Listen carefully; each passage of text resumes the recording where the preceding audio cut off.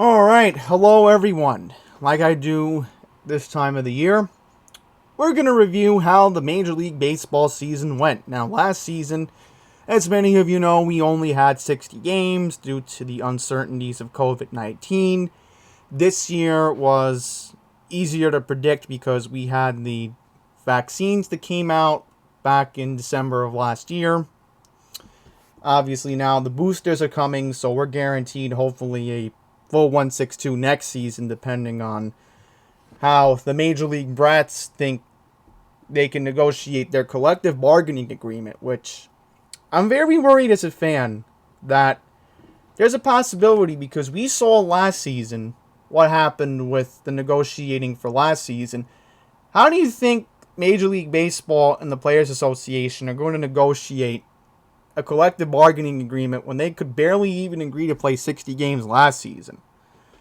So this is a very worrisome time for baseball. I mean, the playoffs are coming, yes, but once the World Series is over, is there a possibility we could have our first work stoppage since 1995? I mean, that could be something very alarming. I hope we don't see it. But we're going to recap how Major League Baseball did this season. So first, let's go to the defending champion Tampa Bay Rays. And I'll center this so that way you can see it better. There we go. So here are the Tampa Bay Rays right there. Finished with a record of 162. The defending, once again, American League champions. Finished with a record of 162, like I just said. Tampa was pretty consistent this season. Hitting was there, pitching was there, and whenever they needed to beat the Yankees, they beat the Yankees when it mattered the most. So that's why the Rays had a very good season. They were able to take care of the divisional opponents, and that's how they won a lot of games, especially beat the teams they were supposed to. Coming in second place, well, tied for second actually, we have the Boston Red Sox and the New York Yankees, who will be playing in the American League wild card game tomorrow night. Both teams finished with a record of 92 and 70. The Yankees finished with the same record, and that was only because a fluke happened somehow, where the Yankees swept the Red Sox last weekend in Boston. They were able to take 2 out of 3 against the Blue Jays last week in Toronto. And then when it mattered the most, they won on the last day of the season because Aaron Judge got a walk-off single. And mind you, Aaron Judge has been in the league now for 6 years, and this is his first walk-off single in Major League Baseball. And remember how in 2015 I was saying, well, Aaron Judge could be the part of this franchise for the long haul? So far, he's proved it. Now, can he bring a World Series championship to New York for the first time since 2009? We'll have to wait and see how that ends up. Coming in fourth, and very good for the Blue Jays. I said to everyone, don't sleep on Toronto, because the Blue Jays are an up-and-coming team. And for Blue Jays fans, I will say, you guys should be in this three-way tie. I mean, I hate to say it, but Toronto was a very good team this season. And, when you beat the teams you're supposed to, excluding the Yankees, that's what happens. So, the Yankees, Red Sox end up with the same record. So, because of how things ended up for game 162 yesterday, the Red Sox are going to host the wild card game, which is actually very bad for them. And I'll explain why. Because it all goes back to 1978. Anybody goes far back to the 4-division era, you can remember the Yankees won the tiebreaker and won the American League East when Boston had that big lead and then the Yankees came back. So, obviously, the Yankees won. So history is going to show it, and especially how the Yankees swept the Red Sox last weekend. I have a good feeling the Yankees are going to end up playing Tampa in the ALDS. So moving on to the Central, as expected, the White Sox won the American League Central with a record of 93-69. They were very consistent this season. They were able to beat the teams in their division. The division was pretty weak this year, and the Indians might have been the legit contender. I don't even know what their new name's going to be. I keep forgetting their new name. I got to start remembering it. But in a surprising turn of events, the Minnesota Twins had a very bad season. Everybody thought they were a legit American League wild card contender. That wasn't the case. So, the Twins, I feel, they may be in a rebuild. Versus the White Sox, I think they're going to be around for a very long time. The next couple of years, they're going to win the division every year, I think. And if they don't, then who else? Because every other team in this division's not good. Unless maybe Cleveland somehow gets their act together. But I just don't see Minnesota in the conversation next season. And let's talk about the Houston Astros. Why do we have to talk about this team? Because the Houston Astros finished with a record of 95-67. Second best record in the American League. The White Sox got the third best record. So, the Mariners had a very interesting season. They finished with a record of 90-72. And what happened was they lost 2 out of 3 to the Anaheim Angels this weekend. I'm not calling them LA because they play in Anaheim. So, stop typing. But however, I will say, you lose 2 out of 3 to a bad Anaheim team, you're not going to make the playoffs. And by the way, can we give Shohei Ohtani credit? I mean, this guy is going to be something to watch for many years. Just like how Vlad Guerrero Jr. is going to be something to watch the next couple of seasons.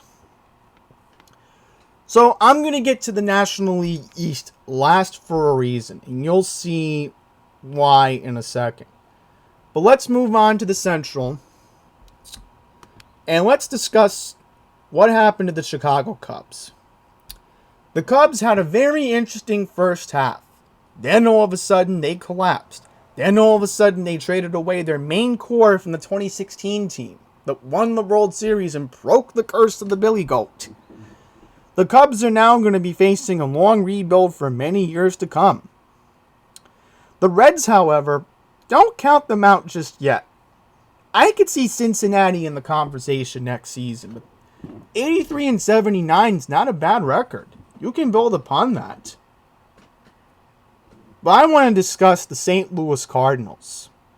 Can we talk about how they went on a very long win streak in September and it helped them get to the National League wild card? That's amazing. That is very amazing to think that happened. The Milwaukee Brewers, they had a pretty decent first half. Very hot second half.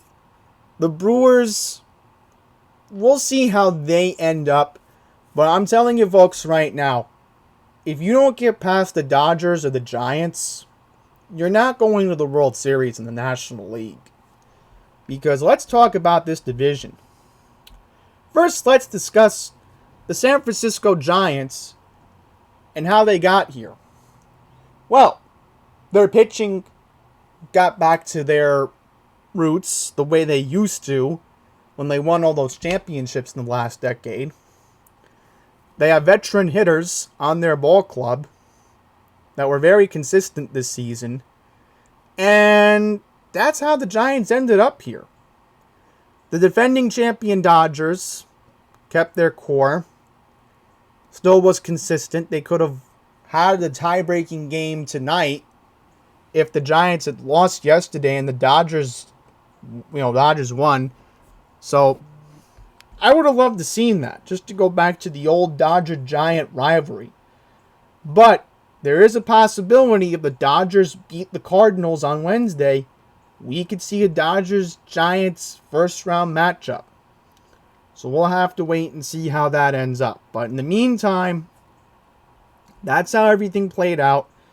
Now let's go over our worst teams in the league. First up, let's start with the National League. The worst record went to the Arizona Diamondbacks with a record of 52-110. The Diamondbacks a few years ago were a serious contender. Now all of a sudden they've just completely tanked. They're in a very long rebuild phase. Just like how our next team goes to the worst record in the American League. And that will go to the Baltimore Orioles, who maybe in a couple years might be competitors, but they're very long off. So lastly, let's go to the National League East. Now, why am I doing this? Let's discuss how the Atlanta Braves had a very hot second half and how the Mets just completely collapsed. So let's go back. Let me see if I can go back to another month. Let's go back to August 27th. Yeah, let's see what we can find. So that's not it, no. Let's go to August 1st. Trying to find it to prove a point here. So all of you remembered the Mets were a very hot team. This was August 1st, okay? The Mets looked pretty good. DeGrom got injured, and everybody else got injured. And then there wasn't enough hitting. Now, let's go to 2 weeks later on August 15th. Look at that. The Mets gave up their division lead around this time. So that's how we've ended up to the point where the Braves won the division. Because the Braves were consistent, the Mets just tanked. And because of that, it was just announced today that the Mets have fired Luis Rojas as their manager. Exactly 2 years to the day almost that the Mets released Mickey Callaway as their manager. So there you go. The Mets can still be around next season, but they've got to hope the pitching stays consistent. It's good that Noah Syndergaard had that one start late in the season when it didn't matter. But your pitching needs to stay consistent. And if your pitching is not consistent, you're not going to get anywhere. Otherwise, you're going to have Atlanta just run all over you. Now let's go over our league leaders. So first up, tied for home runs in the American League was Vladimir Guerrero Jr., son of the legendary Vlad Guerrero Sr., and Kansas City Royals catcher Salvador Perez, who had a pretty good season. I guess that's why you wanted to go to a Kansas City Royal game this season, was to see him play, which makes sense. In the National League, Fernando Tatis Jr. hit 42 home runs. So, surprising. By the way, let's just quickly bring up the Padres for a second. The Padres looked like they were going to win the National League wild card, and then all of a sudden they collapsed too. So, there has to be some kind of change in San Diego, because they got a core in San Diego. They can be in it next season, but they've got to stay consistent like the Mets. Moving on to batting average in the American League, you had Uriel Guerrero, who hit .319. In the National League, Trey Turner of the Dodgers hit .328. And by the way, how about the Dodgers acquiring Trey Turner at the trade deadline? That's what pretty much made their second half. Runs batted in, leader was catcher Salvador Perez. So, he could have gotten both the home run and the RBI title. Adam Duvall of the Braves had 113 RBIs. Stolen bases, Starlin Marte of the Athletics. In the American League, you had Whit Merrifield. So, actually, yeah. Okay. National League was Trey Turner. So, let's go to our pitching stats. Garrett Cole is in contention for the Cy Young Award. So, I'll do a separate video of the award winners in November, so it'll be easier to talk about their seasons. But Garrett Cole is in contention for the American League Cy Young Award. In the National League, you had Julio Urias with 20 wins. ERA was Robbie Ray. So he's in contention for the Cy Young. There's a possibility. And then Corbin Burns led the National League with a 2.43 ERA. Now, Jacob deGrom does not count because, remember, deGrom was injured. And deGrom was on his way to another Cy Young. But, you know, you get injured. That's what happens. In the American League, Robbie Ray led the American League with 248 strikeouts. In the National League, you had Zach Wheeler. Liam Hendricks is the American League saves leader. National League was Mark Melian. So there you go. That was your league leaders. So lastly, let's go over our postseason bracket.